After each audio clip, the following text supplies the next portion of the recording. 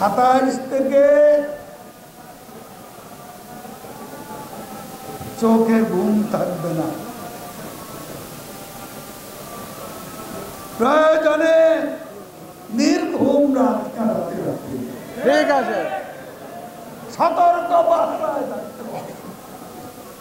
যেখানে আমার অস্তিত্বের প্রশ্ন, সেখানে ঘুম দিয়ে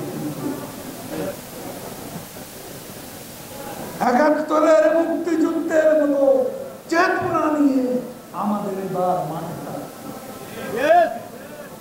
আমার ভিক্টরি, আমার বিজয় যে কোনো মূল্যে আমি সংহত করব।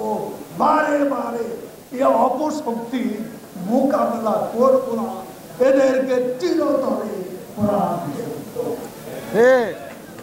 এবারই আমাদের লড়াই।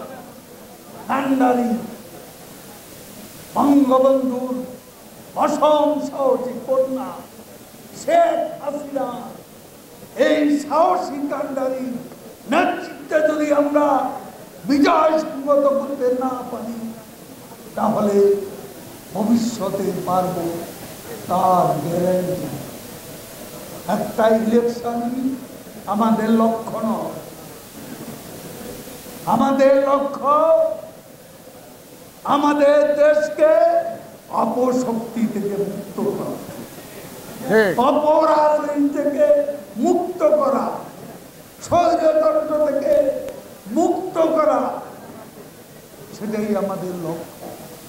বঙ্গবন্ধুর সাথে যেই দলে প্রতিষ্ঠাতা বেইমানি করে, বিশ্বাসঘাতকতা করে, যেই দল জাতীয় নেতাদের হত্যা করে, যেই দল শেখ হাসিনাকে গ্রেনেড হামলা করে হত্যা করতে চায়, সেই দলকে কি বিশ্বাস করা যায়? না। সেই দলের নেতাদের কি বিশ্বাস করা যায়? না।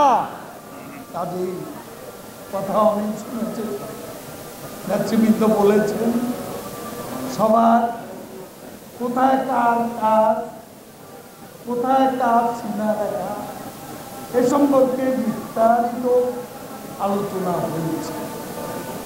কাজে আমি ওই প্রসঙ্গে যেতে চাই।